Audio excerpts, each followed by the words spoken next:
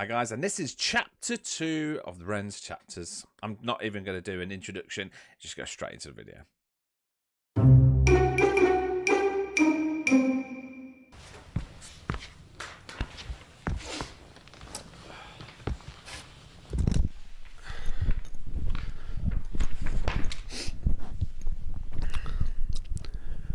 A year of living in a nightmarish purgatory does strange things to your psyche. I was still trying to push through university, but I found myself missing many lectures to stay in bed. I started noticing more unusual symptoms creeping in, a strange buzzing sensation in the soles of my feet. My vision started looking like fuzzy television static, something that I later learned was called visual snow, something with no known origin. My calf muscles started constantly twitching and spasming. At any moment they wouldn't go longer than 20 seconds without twitching, and that can drive you a bit nuts. All these symptoms I still live with to this day. You just become very used to tolerating constant discomfort. It becomes kind of the norm and kind of becomes like an annoying, unsettling radio static in the background of existence. I stopped taking my antidepressants after having cycled many different kinds. None of them helped. All of them gave me some new kind of symptom or side effect like insomnia, dry mouth, heart palpitations, no libido, etc. I spent a lot of my time alone, but in the moments of respite I'd hang out with friends. We formed a band called Trick the Fox the year before I'd gotten sick. It was the one ray of sunshine I had at the time. I quickly became friends with a bass player called Charlie, and we developed some kind of musical telepathy where we both knew what the other was going to play before it even happened. He was the first musician I've ever felt this kind of chemistry with.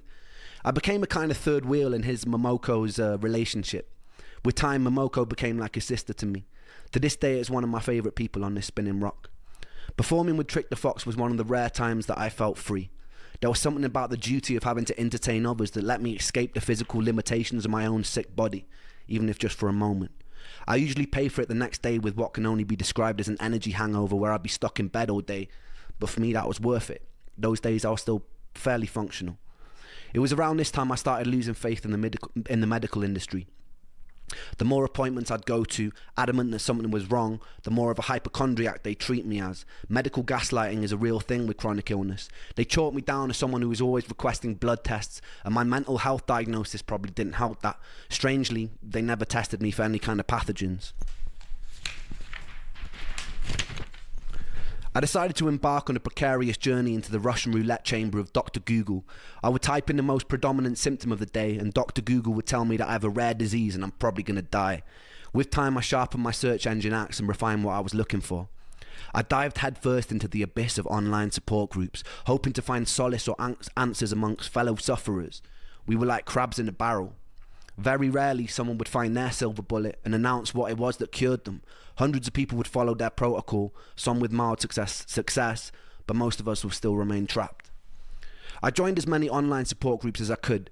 It was a bit like the beginning of Fight Club, except instead of faking conditions to feel accepted, I was desperately hoping I had those conditions so I could cure myself and get the fuck out. I convinced myself I had conditions like candida, magnesium deficiency, parasites, adrenal fatigue, heavy metal poisoning, etc. At the time, I felt like I was single-handedly keeping Jeff Bezos in business. While most students were spending their student loan on drinks, I'd spend mine on the supplement or protocol of the week. I'd follow whatever herbal or supplement protocol was suggested, sometimes noticing mild improvement and sometimes getting a lot worse, most of the time feeling nothing. A story would pop up on one of these groups like, after I did a 30-day parasite cleanse of wormwood, cloves and garlic, all my symptoms disappeared. I'd read a story like this, get full of hope and put myself through a grueling 30 days, which would often result in a worsening of symptoms. My body felt even sicker and weaker, but I'd stick it out because I was told that this was a good sign. The parasites are dying. I peered into the toilet bowl and valiantly waved goodbye as I flushed their imaginary corpses into a watery abyss. At the end of the 30 days, I'd be left with a lighter wallet and all my symptoms still remaining. And if that didn't work, I'd move on to what was next. Maybe I have seasonal affective disorder. Alright, so I'd get on the internet, order a light, stare at it for 10 minutes a day, and to my big fucking surprise, still have all my symptoms. The only thing that light illuminated for me was that I was desperate enough to buy a glorified table lamp. I kid you not when I say that over the years I probably have taken nearly every dietary health supplement known to man. One of the most grueling self-treatment courses came when I did a round-the-clock heavy metal chelation. I would take a supplement called ALA and DMSA, which supposedly shuttled mercury molecules out of your body through a process called chelation. I would have to take the pill once every 3 hours around the clock, which meant setting multiple alarm clocks to wake up and take them. The supplements came with their own side effects. I remember one time standing in a supermarket and feeling like the sounds and lights were so bright that I couldn't even bear to be in there. I stuck with this protocol for a whole year with no luck. I was still coming to terms with the death of one of my best friends during this time too. I was too sick to hold down any kind of stable job, so I was mostly living off my student loan. Welsh students study in England also weirdly get given a small sum of money just for being Welsh, or almost like a "we're really sorry that you're Welsh" sort of condolence prize. I've always prided myself on my financial independence, so whenever I could, I'd get out on the streets of Bath and I'd busk. I remember the very first time I did. I had my guitar in hand, I perched myself on a bench, took a deep breath, and then bared my soul to the jury of the street. And it was exhilarating. People sometimes ask me what music means to me, and it means life. This was usually the one time I felt like I didn't want to die. This was the one time I could feel a resemblance of something that resembled spirit, that resembled my soul, that resembled me. I even found myself cracking jokes with onlookers, which for someone dripping with social anxiety at the time was huge for me. It was March, roughly 3 months after Joe had died, and I was sitting on a bench in Bath with my guitar singing into a busy street. And this is when I would meet the first angel of this story. I'd see 2 more angels years later, one in the guise of a homeless man, one a doctor cheating death in the Beverly Hills clinic, but that bit will come a little bit later. The angel was walking on the opposite side of the street with a mother. They both stopped to watch me for a moment. I saw her mum whisper something to her. The angel turned bright red and she giggled and they shyly approached. We got talking and the angel asked where I was from. I told her that I grew up in Wales in a small village that was once described in a local newspaper as being worse than an Iraqi war scene. I told them they would have never heard of it. They looked surprised and they said they had family there. I asked which part and it turned out to be the village that I grew up in. Since you can basically count a population of 2 intergenerationally bred mutated hands, I asked who they were, and it turned out that angel happened to be Joe's cousin. This encounter was always a foundational moment of serendipity in my life. In the years that followed, I took serendipitous occasions to mean I was in line with my purpose. Sometimes I felt like I'm following a script. It's just that I don't know the words or actions until they actually happen. But in moments of serendipity, I feel like they are playing out exactly as they were meant to. It was quite a bizarre moment for me, that hundreds of miles away by chance this angel would be related to my lost friend. Upon learning who I was, they invited me back to theirs for a cup of tea, and I accepted and I fell in love. It was really good tea. That week, the angel took me to a favourite botanical garden and she pointed out a favourite flower. So that night, true story, I dressed in black, broke in by climbing over the fence, dug up the flower and presented it to her the next day. Legend. She called me insane, but it's safe to say that angel ended up being my first serious girlfriend. It was a weird kind of relationship. We both shared an unusual trauma for people who were so young, brought together by a tragedy. Even though sometimes I feel like she might have hated me at the time, I was convinced like it was some sort of Shakespearean fate that had brought us together. A morbidity that birthed light, that it couldn't be anything else. It felt like divine intervention. She was pretty troubled in her own way, and I was very troubled in mine. But in between the sludge of dealing with the constant symptoms, it was beautiful. That summer, her parents took us to Centre Parks, which is a posher version of Butlins, if you don't know, where they paid for all the activities and meals, and they let me do whatever I wanted. Coming from a poorer family, I wasn't really used to being spoiled to that degree, but I figured I'd just roll with it. One morning while I was there, I got a call from my friend Sega, and he sounded pretty mixed up, so I asked him what was wrong. He told me that there was no easy way to say it, but one of my other best friends, Callum, had died. He'd gone cliff jumping in the same cliffs we used to jump off as kids. The sea was particularly choppy that day, and he caught a cross current and he started to drown. Another guy that he was with had jumped in an attempt to save him, and they both drowned. Oh no. The first day I met Callum, I was 11. He was in the year above me in high school and used to walk around with these massive baggy bright orange jeans. He hung around with all the goth kids and I thought they looked super cool. So the next day I painted my nails black and fashioned a necklace out of a severed extension cable from an old VCR machine. I infiltrated the group and I gained their trust. Not long after, me and Callum were friends, wandering around beautiful Welsh countryside looking for the most scenic places to smoke weed. We stayed friends throughout high school and I truly loved him. When Callum died, I couldn't properly grieve. I felt weirdly numb after losing Joe. I'd often feel guilty for my inability to cry at the time. A couple of years later, I'd learned another friend of mine that I used to play function gigs with had thrown himself off a cliff facing Dover, and again I felt numb. I couldn't tell if this new acceptance of the inevitability of death was a beautifully liberating thing, or if it was a sign that my humanity was slipping away. To this day, death has kind of remained a bit of a matter-of-fact part of my life. During my years of sickness, I had to crawl through a morbid longing to be killed by my illness to find a more peaceful acceptance that death is just an inevitable consequence of life, and it doesn't spare anyone. That never left, and I haven't ever really been scared of dying since. Some days I've tempted it. What I'm more scared of is having to live my whole life as a sick person. In my relationship with death, the most healing moment occurred just 2 years ago.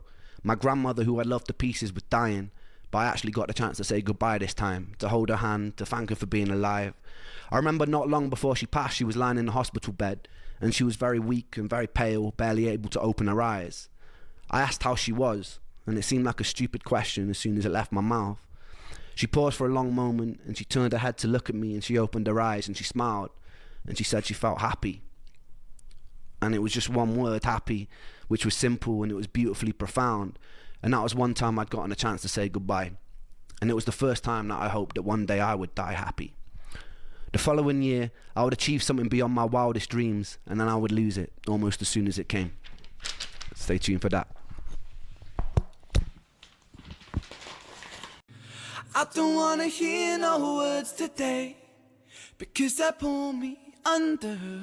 In the castle of my room, Wow. I'll hide away from the outside thunder. That's so cool. Gonna lock my troubles outside of this door, 'cause today it's just me in these four walls. I said I wanna run away, fly to another place, fly to another place, say oh. Said I wanna run away, fly to another place, fly to another place. The light that I hold, it turns to grey, and that makes me wonder, will I always feel this way? So far under, but I put my soul on show for everyone to see, 'cause even though it's bruised, I know it holds such beauty. I said I wanna run away, fly to another place, fly to another That's really place. good. I said I wanna run away, fly to another place, fly to another place.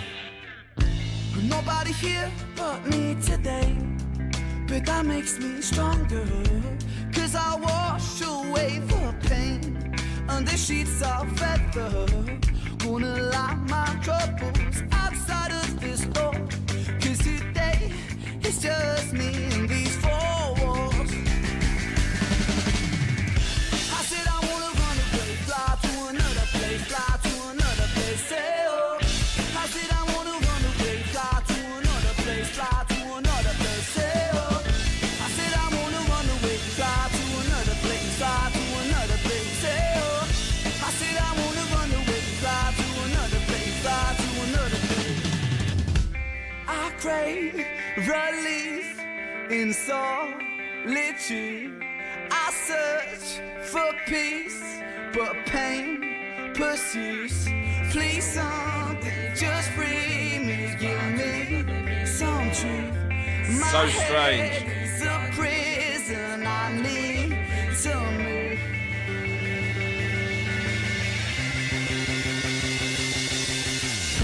I said I wanna run away, fly to another place, fly to another place, say oh.